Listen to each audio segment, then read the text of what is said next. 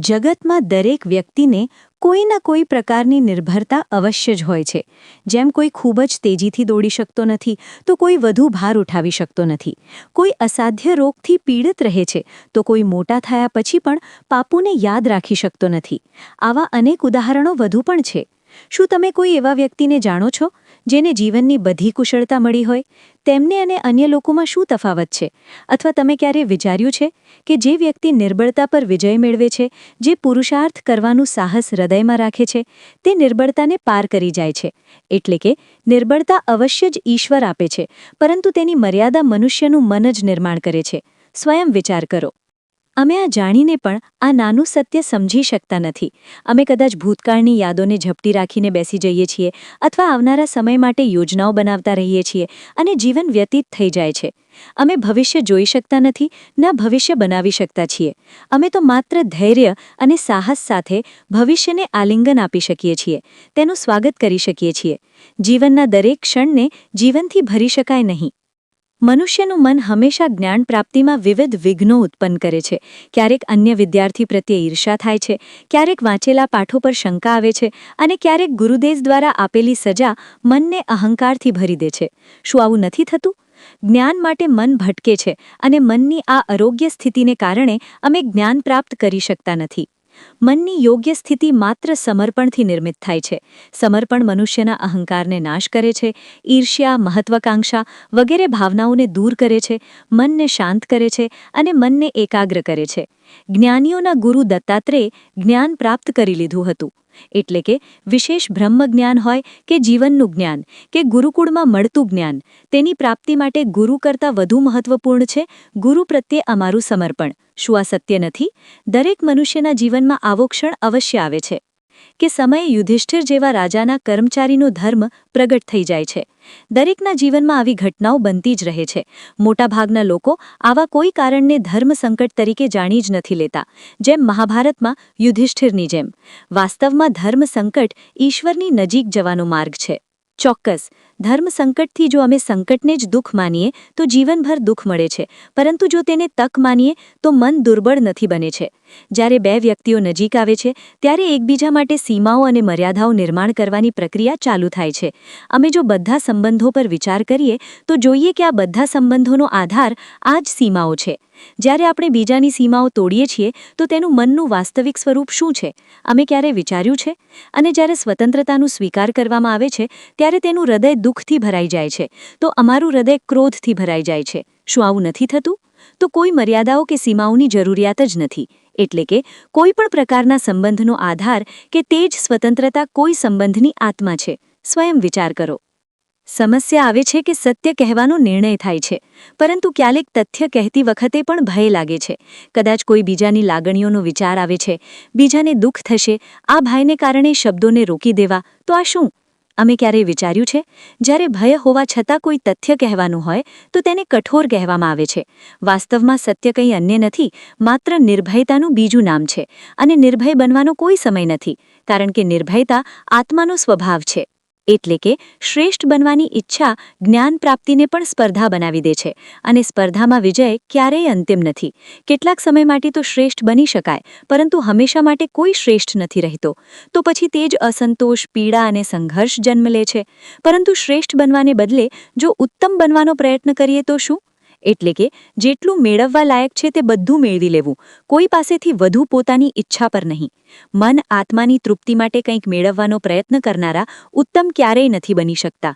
અને અગાઉના અનુમાનોના આધારે અમે ભવિષ્યના સુખ દુઃખની કલ્પના કરીએ છીએ, પરંતુ કાલના સંકટને આજે નિર્મૂળ કરવાથી અમને લાભ મળે છે કે હાનિ પહોંચે છે? વિચાર કરો. શક્તિનું જન્મનું કારણ એ કે દરેક વ્યક્તિ જ્યારે સંકટથી બહાર આવે છે, ત્યારે એક પગલું આગળ વધે છે, વધુ ચમકે છે, આત્મવિશ્વાસથી વધુ ભરપૂર બને છે, ન માત્ર પોતાના માટે પરંતુ વિશ્વ માટે પણ. સંકટનો જન્મ પોતાને બદલવા, વિચારોને ઊંચાઈ પર લાવવા, આત્માને બળવાન બનાવવા અને જ્ઞાનના મંદિર બનાવવા માટે થાય છે. પરંતુ જે આ કરી શકતા નથી. દરેક પગલે બીજા પગલા વિશે કોઈ નિર્ણય તો લેવો જ પડે છે. નિર્ણય પોતાનો પ્રભાવ છોડી જાય છે, દુઃખ નિર્માણ કરે છે, ન માત્ર પોતાના માટે પરંતુ પરિવાર માટે, આવનારી પેઢી માટે. જ્યારે કોઈ દુવિધા સામે આવે છે, ત્યારે મન વ્યાકુળ થઈ જાય છે અને મન યુદ્ધભૂમિ બની જાય છે. વાસ્તવમાં શાંત મનથી જ્યારે કોઈ નિર્ણય લે છે ત્યારે પોતાના માટે સુખદ ભવિષ્ય બનાવે છે, પરંતુ પોતાના મનને શાંત કરવા માટે જ્યારે નિર્ણય લે છે ત્યારે તે વ્યક્તિ ભવિષ્યમાં પોતાના માટે કાંટાવાળા વૃક્ષો લગાવે છે. સ્વયં વિચાર કરજો. મનુષ્ય પોતાની યોગ્ય નથી માનતો જ્યારે તેને પોતાના જ બળ પર વિશ્વાસ નથી રહેતો, પરંતુ જ્યારે આ સમજવું કે આ સંઘર્ષથી વધુ શક્તિશાળી બનાવે છે, તેને વ્યાયામ કરવાથી દેહની શક્તિ વધે છે, દરેક સંઘર્ષ સાથે તેનો ઉત્સાહ વધે છે. એટલે કે વિશ્વાસ કંઈ અન્ય નથી, મનની સ્થિતિ જીવનને જોવાનો દૃષ્ટિકોણ છે, અને જીવનનો દૃષ્ટિકોણ તો મનુષ્યના પોતાના વશમાં હોય છે. સ્વયં વિચાર કરો. લિસન. જુઓ, ઉત્તમ ધાવના છે આ, પરંતુ 3 પ્રશ્નો પર વિચાર કરવું અમે ભૂલી જઈએ છીએ. પ્રથમ પ્રશ્ન: શું સમય સાથે દરેક માર્ગ બદલાતા નથી? શું સમય હંમેશા ચુનૌતીઓ લઈને નથી આવતો? તો પછી ભૂતકાળના અનુભવો પેઢીને કેવી રીતે લાભ આપી શકે છે? બીજો પ્રશ્ન: શું દરેક સંતાન પોતાના માતાપિતાની છબી હોય છે? તો પછી સંતાનોને નવી નવી પ્રશ્નો, સંઘર્ષો અને ચુનૌતીઓથી દૂર રાખવું એ તેમના માટે લાભ કરવું કહેવાય કે હાનિ પહોંચાડવું? એટલે કે સંતાનના ભવિષ્યનું નિર્માણ કરવાને બદલે તેના ચરિત્રનું નિર્માણ કરવું શ્રેષ્ઠ છે. તેમજ સંતાનોના જીવનનો માર્ગ નક્કી કરવાને બદલે તેમને નવા સંઘર્ષો સાથે લડવા માટે મનોબળ અને જ્ઞાન આપવું વધુ લાભદાયી નથી? જુઓ, તમે કેટલા પણ શક્તિશાળી કેમ ન હો, કેટલા પણ પ્રબળ કેમ ન હો, પરંતુ તેના રહસ્ય તેની નસની ચાવી છે. તેથી જો પ્રબળ રહેવું, શક્તિશાળી રહેવું, સમર્થ રહેવું હોય તો તમારા રહસ્યને કોઈને પણ ના કહો, શત્રુને પણ ના. કારણ કે સમય પરિવર્તન પર કોણ ક્યારે શત્રુ બને તે કહી શકાય નહીં. વિભીષણને રાવણના અમૃતકુંડનું જ્ઞાન હતું, તેથી જ પ્રભુ શ્રી રામ રાવણનો વધ કરી શક્યા. તેથી યોગ્ય એ છે કે તમારા રહસ્યને સ્વયં સુધી જ રાખો. શું યાદ આવ્યું?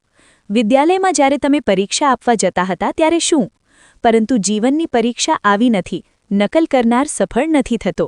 તેથી છે ને, જ્યારે તમે સફળ થાઓ, કોઈ ચુનૌતી પર વિજય મેળવો ત્યારે મન આનંદથી ઉપવનમાં નાચે છે, અને જ્યારે અસફળ થાઓ ત્યારે મન દુઃખ અને પીડાના સમુદ્રમાં ડૂબી જાય છે. પરંતુ વાસ્તવમાં સફળતા અને અસફળતા શું છે? રાતથી પણ નાનું થાય છે, પરંતુ બરગદનું વૃક્ષ વિશ્વના મહાકાય વૃક્ષોમાં જાણીતું છે.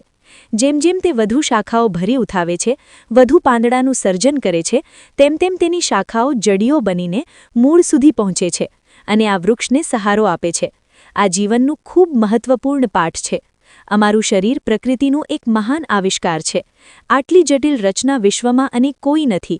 સરળ જ્ઞાન આપનાર અને કોઈ નથી. અમારા શરીરમાં 5 ઇન્દ્રિયો છે જે અમને ભાવપૂર્ણ અને વસ્તુઓની દિશા આપે છે. અમારી પાસે આંખો માટે સર્વનું વિરુદ્ધ કાર્ય, કારણ કે વધુ ભાષા નસને આમંત્રણ આપે છે. યાદ રાખો, તમે જીન્સને પ્રેમ કરો છો, હંમેશા તેમની નજીક રહેવા માંગો છો. નથી માંગતા કે ક્યારેય અપનાઓથી દૂર થવું પડે, બિછડવું પડે. પરંતુ એક સમય પછી અપનાઓથી દૂર થવું ઉન્નતિ માટે જરૂરી છે. માતાપિતા હંમેશા લાભદાયી રહે છે. આજે હું તમને બધાને એક કથા સંભળાવું છું. એક દિવસ પ્રત્યુષકાળે એક વ્યાપારી પોતાના ઘરથી નીકળ્યો. ઘરથી નીકળતા જ એક બિલાડીએ તેનો માર્ગ કાપ્યો. વ્યાપારી ગભરાઈ ગયો. તે ફરી ઘર પરત ફર્યો અને શુભ ઘડીની રાહ જોવા લાગ્યો. અને જ્યારે તે ફરી પોતાના ઘરથી નીકળ્યો ત્યારે તે સમય પસાર થઈ ગયો હતો જેમાં રાજા સુધી પહોંચીને તેને ભેટ આપવાની હતી.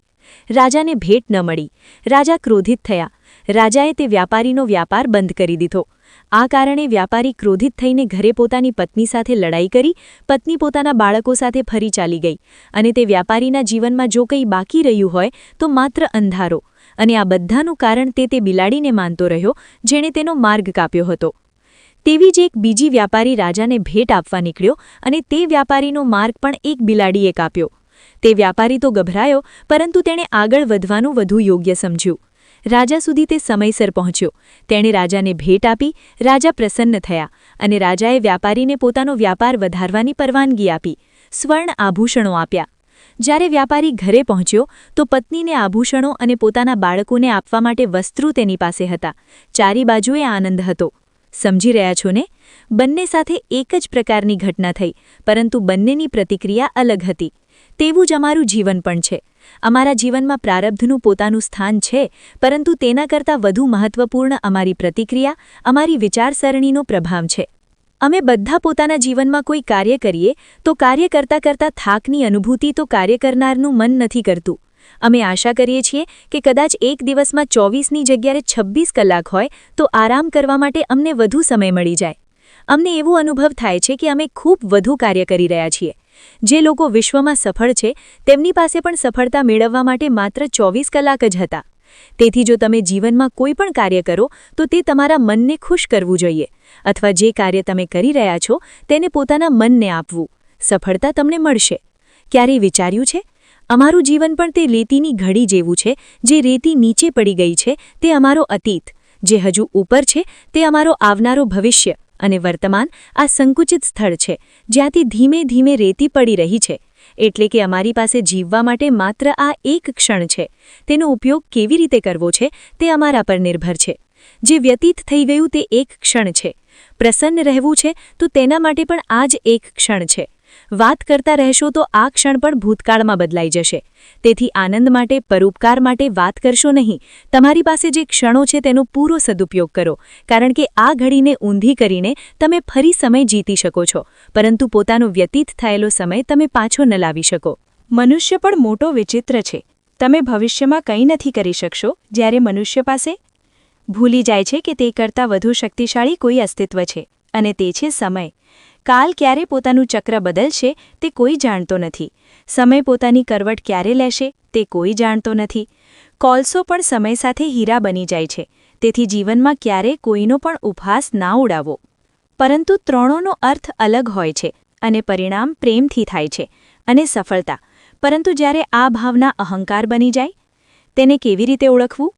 અહંકાર જાગ્યો જ્યારે તમે સ્વયં પાસેથી પ્રશ્ન કરો છો, જ્યારે તમે સૌથી ઊંચા થવાનો પ્રયત્ન કરી રહ્યા છો ત્યાર સુધી. આજે હું તમને બધાને એક કથા સંભળાવું છું. એક દિવસ ગોકુળમાં 2 વેપારી આવ્યા. એક વેપારી શહેરનો હતો, મોટો મીઠો શહેર હતો તેનો, પરંતુ તે ગોકુળમાં ટીકી ન પડ્યો. તેના વેપારમાં ઘટાડો થયો અને શીઘ્ર જ તે ગોકુળ છોડીને ચાલ્યો ગયો. અને બીજા જ દિવસે તે પૂરી બેલગાડી ભરીને લઈ જાય અને ધીમે ધીમે પૂરી મથુરામાં તેની ભાગ્ય જામી ગઈ. તો મેં બાબાને પૂછ્યું કે આવું કેમ? બાબા મુસ્કુરાયા. તેમના વિચારો કેટલા ઉત્તમ છે અને યોગ્ય જ છે. મનુષ્ય પોતાના જીવનને હંમેશા પોતાના વચનોથી ઉઠાવે છે અને પોતાના વચનોથી જ ખાપકે છે. તેથી પોતાના જીવનમાં હંમેશા મીઠી બોલી બોલવાનો પ્રયત્ન કરો. તમારું જીવન સરળ બની જશે. મનુષ્યની સૌથી મોટી દુર્બળતા શું હોય છે? મનુષ્યની સૌથી મોટી દુર્બળતા તેના રહસ્ય છે. જો તમે કેટલા પણ શક્તિશાળી કેમ ન હો, કેટલા પણ પ્રબળ કેમ ન હો, પરંતુ તેના રહસ્ય તેની નસની ચાબી છે. તેથી જો પ્રબળ રહેવું, શક્તિશાળી રહેવું, સમર્થ રહેવું હોય તો તમારા રહસ્યને કોઈને પણ ના કહો, શત્રુને પણ ના. કારણ કે સમય પરિવર્તન પર કોણ ક્યારે શત્રુ બને તે કહી શકાય નહીં. વિભીષણને રાવણના અમૃતકુંડનું જ્ઞાન હતું, તેથી જ પ્રભુ શ્રી રામ રાવણનું વધ કરી શક્યા. તેથી યોગ્ય એ છે મિત્રો, યુવા અવસ્થા. અને આ જ અવસ્થામાં મનુષ્યની ભીતરપણતા છે અને પછી મનુષ્ય પોતાનું બધું તેના પર ન્યોછાવર કરે છે. કેમ? બધાને પોતાના ખટ્ટા મીઠા સંસ્મરણો યાદ આવ્યું? માતા પિતા અને સંતાન વચ્ચે વિચારોનો વિરોધ શરૂ થઈ જાય છે. સંતાનને લાગે છે કે તેનો જીવનસાથી પસંદ કરવાની સમજ સંતાનમાં જ છે? નહીં. પોતાના ઉત્તરદાયિત્વનો ભાર અને અપનાઓથી મોટાઓના માર્ગદર્શનનો ભાર. વિવાહ કરતા પહેલા આ જાણી લેવું જરૂરી છે કે વિવાહ માત્ર પોતાના પ્રેમને પોતાના માર્ગમાં નથી, તે વિવાહ છે. કારણ કે જળને સમુદ્રમાં જઈને મળવું જ પડે છે, તેવું જ અમારી સાથે પણ થાય છે.